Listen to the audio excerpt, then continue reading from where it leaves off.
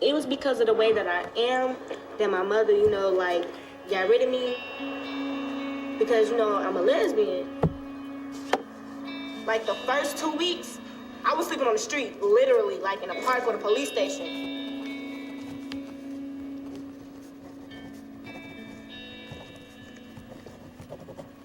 Immigration. They were looking for my dad. He had to settle down by himself somewhere else. And I had to settle down by myself in a different place.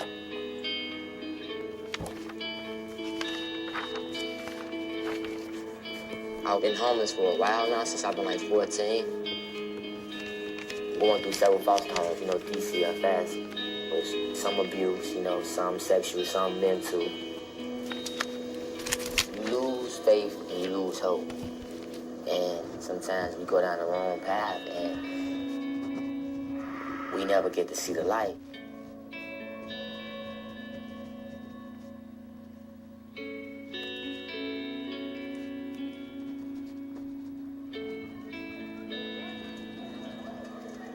We have 6 freshmen, 8 sophomores, 4 juniors. We have 11 seniors.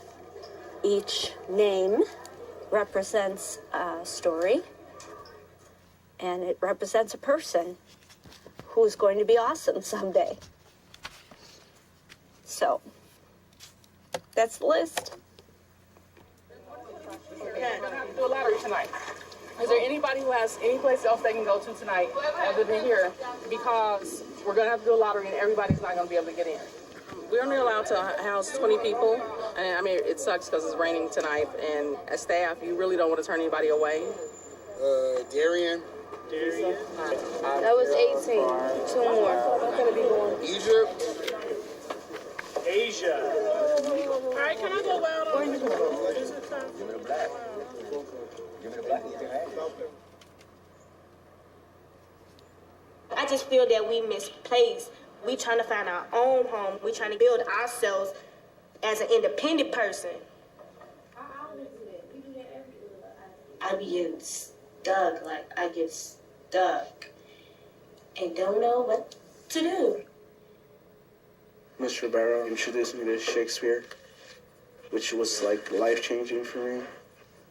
The acting gave me like the opportunities to show them that I was like more than a bad kid. Like, I've been working on finishing my GED because I'm just looking for something more stable because, I got a son. I'm trying to get my life situated, so I can be there for him. I was in the first meeting when they came in, and I asked the question, so what are your strengths? What are you good at? And when they say, I don't know, nothing. Nobody's ever told me I was good at anything. I'm good at failing. I'm like, really? Well, you're good at communicating. You have a beautiful smile. Like, just finding something for them to hold on to in the moment because you're not the piece of shit you feel like right now. How you gonna change it? How you gonna make your story better? How you gonna write the next chapter of your life?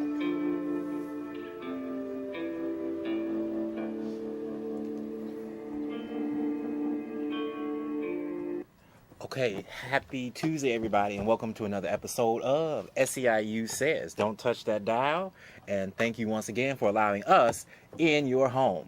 SEIU is sponsored by GWC, that's Goldberg, Weissman, and Cairo. For more information on GWC, you can give SEIU Local 73 a phone call. Our phone number is 312-588-7630. The number is 312-588-7630. All right, so this is November, and November is, we like to have our shows on Awareness Month, and November is Youth Runaway and Homelessness Awareness Month. And we have a guest today, a very special guest. I'd like you to introduce yourself, please. Hi, I'm Paul Hamann, and I'm president and CEO of the Night Ministry here in Chicago. Okay, so we're going to go into that. That's okay. We're going to go into that about the Night Ministry.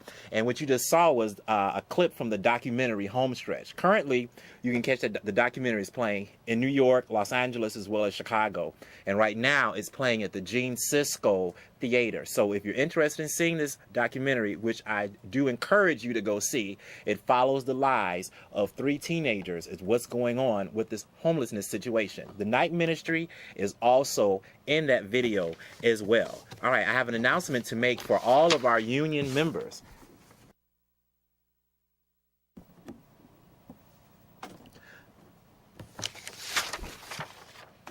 All right, it's Costco, so I don't know if you guys go to Costco or not, but if you do,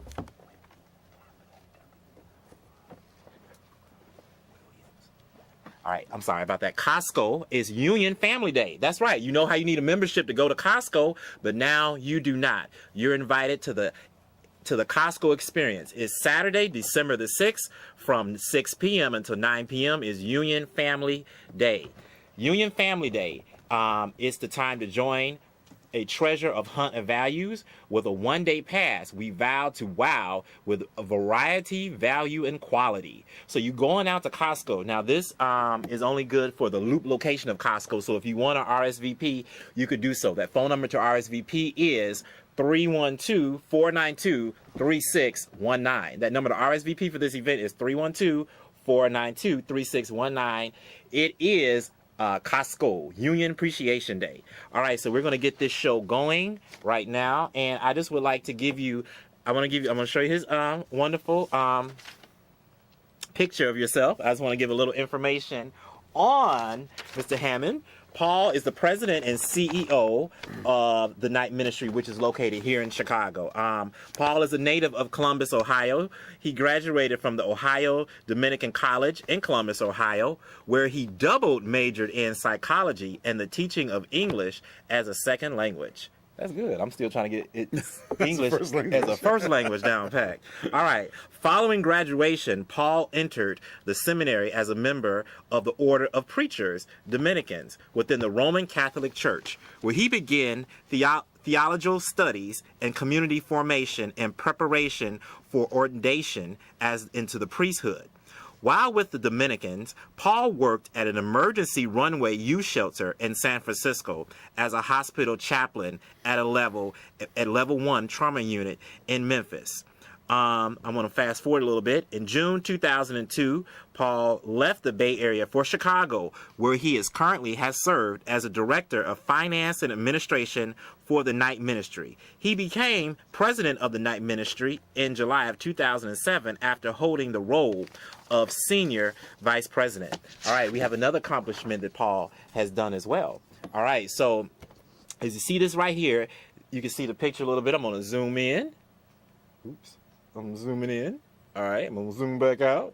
All right, well, I'm going to zoom back in. All right, so we in. All right, so this is the Champions of Change. On Thursday, July the 12th, Paul was honored. He was an honored leader. Now, this is very important, everybody. He was an honored leader who had made a significant difference in the way their communities combat homelessness among children and youth.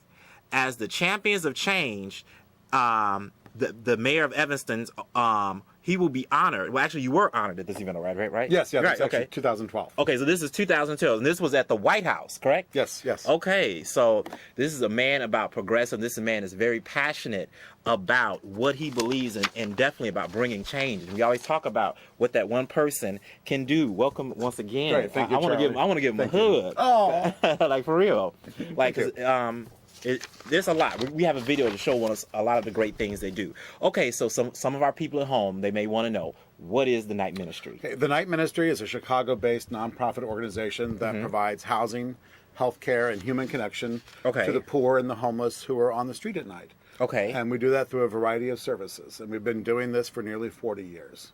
Okay. Yeah. So 40. Okay. All right. What types of services do the Night Ministry offer? Now, I'm not to cut you off. So if you all may have seen the Night Ministry, I know I've seen it because I go out a lot at night and hang out. It's those buses that you see in various areas, and we're going to talk about that. And the buses, it helps people. It gives them hygiene, toiletries, things like that. So it's really good.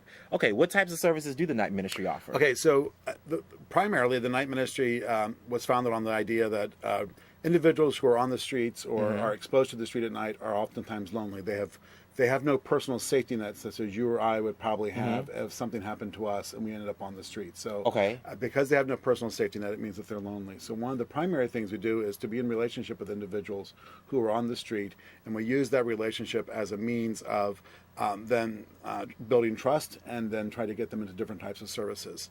So we have a 38-foot health outreach bus that you've probably seen on the street at night that is out 5 nights a week. We have full-time nurses who work off of the bus, meeting the healthcare needs of the individuals who come to visit with us. We have volunteers and staff members who provide a hot meal to individuals who come to us. We know, for example, that on the south side of Chicago, where we're at 71st and Jeffrey, that for a lot of the people whom we serve, that hot meal that they receive from the night ministry is the only meal that they have during the day, or if they have had food, that they're still hungry by the time that we get to them. So we know that food is vitally important, and that food is provided by volunteer groups. So that bus is all about trying to get individuals into medical care and providing emergency referrals and meeting individuals where they're at that point in their life and providing them with services without question. We don't care what your past story is. The most important thing is you're there with us at that moment. And then we also operate 53 shelter beds for homeless youth and four different programs at 3 different locations throughout the city. And those are beds that are available anywhere from individuals ages 14 to 24, depending on the program. And we're the only provider of shelter beds for minor girls in the city of Chicago who are parenting or who are pregnant. So if you're a young lady underneath the age of 18 and you're homeless and you have a child or you are pregnant, the Night Ministry is the only organization that has a bed reserved for you.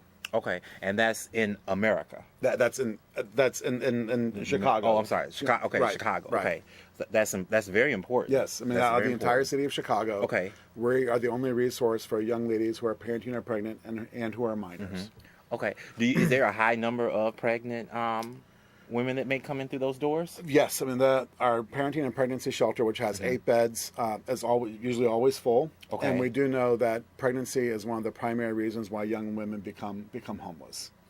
They're either kicked out of their home when they find out that they are pregnant, or perhaps after they've had the baby and everybody's lovey-dovey for the first couple of weeks. But then reality sets in. It's a baby up screaming at night that maybe the grandparents weren't counting on. And then it's time to go. How many people in the last year would you say the Night Ministry has served? Now, this number is important because it's happening every day.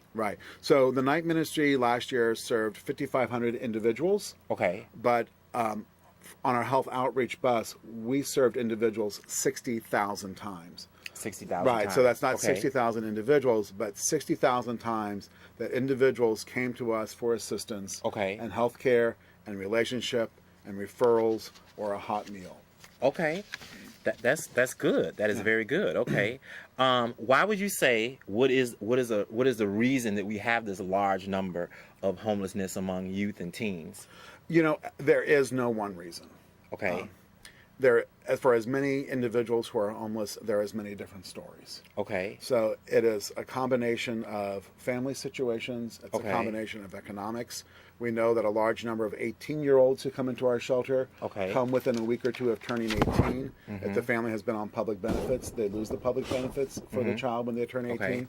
Therefore, it's time to go. If a young lady's become pregnant, or oftentimes youth are kicked out of their homes because they're questioning their sexual orientation or their gender identity. We saw that in the video. We saw that in the video. Oftentimes, a young person will be kicked out of their home because the parents feel that they're unruly or can't be managed, and maybe really they're dealing with an undiagnosed mental illness.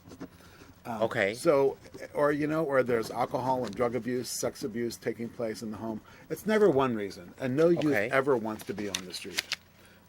So it's a combination of reasons that result in an individual becoming homeless, and that's both for youth and adults as well. Yes. Affordable housing is definitely one of the problems. Because if you make minimum wage and you work the 40 hours, that's barely just enough. That's barely enough to get by and try to find some place for rent. Let alone if you have a child to feed that child. And God forbid if you don't have health care and you break a leg, and then all of a sudden you're without wages for a couple of weeks. So we also work a lot with individuals, with adults who are really one paycheck away from being homeless. Okay. So really whom we consider to be the working poor. Again, Okay. their safety net that should be there for them has a lot of holes in it. And all it takes is one thing to happen to put them in that situation where they're going to be facing being on the streets. Okay. Yeah, I mean, that's something very to look at. A picture, you being who you are, whatever you are, and you're being told you can't live at home, and you all are offering services to help people. Now, you offer services as well as you help people to get their GED as well, right? Well, for the youth who come into our shelters, we don't do educational work ourselves. Okay. We have a lot of partnerships with different organizations that we refer to them, refer them for GED work, for other educational needs, job training, medical care, mental health services, which are always very much needed. So we provide the basic shelter and case management, and then do our best to make sure that we link them up with other services. Okay, and you have a wonderful motto, and I want to know, why you came up with this, and maybe it can help someone else as they're going through it. You have a saying, "Will it matter that I was?" Explain that. My personal motto Yes. is that one should always live so as to be able to positively answer the question, will it matter that I was? That basically came to me when I was in high school, when I was actually in college, and I had a spiritual director who I was seeing from time to time, and it was just a question he posed to me. And ever since then, it's been a real, it's always been up there, either the back of the brain or in the front of the brain sometimes, about really how one should live their life. I think when it comes time, for us to leave this earth, in whatever shape or form we leave it, we need to be able to take a step back and say, did it matter that I was? What kind of a difference did I make? And how did I go about doing that? And everybody has a different answer for that. But at your core, is there a drive there to do that? Right. Will it matter? What did you do? Right. And I always say, if you're frustrated about something, that might be your, I call it spirit. Some people have different terms for it. Subconscious, your psyche. That may mean you are the chosen one to bring about change. So if it's something as far as seeing homelessness, seeing hunger, seeing diseases, if those things get you frustrated, you may be the chosen one to bring the change. So follow that. He definitely followed it. Yeah, and I think for so many of our staff and volunteers, I mean, they may not say it, but really, they're there to make a difference in the lives of individuals whom we serve. Many individuals whom the rest of society has kicked aside to the curb, has ignored daily on the streets, and our staff and our volunteers are there to really to recognize their dignity, to not ignore them, and then to be in relationship with them and to try to assist them in changing their own lives. Okay, guys, we're going to show a video of what the night ministry does. So here we go. I want you to sit back and relax a few seconds of it, all right? This is SCIU Says. I'm your host, Charlie. Sit back and enjoy.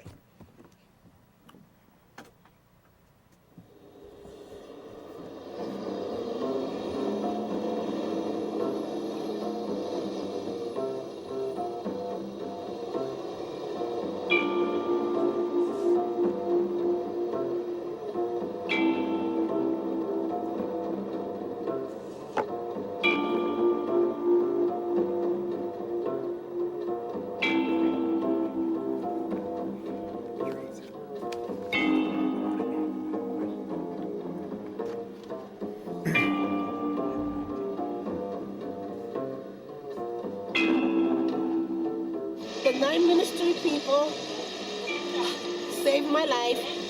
I was homeless. I was sleeping inside a van with my two daughters. I was in the park and I noticed two this big RV, and I noticed a van. And when I woke up and I saw that, I said, what's going on? And they said, hey, we're gonna get you off the street.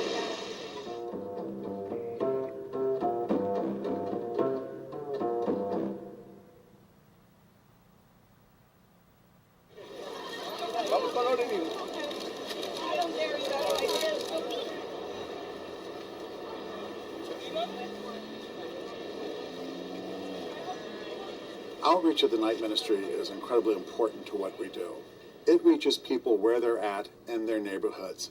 So the night ministry doesn't make individuals come to them for services. We take the services to them.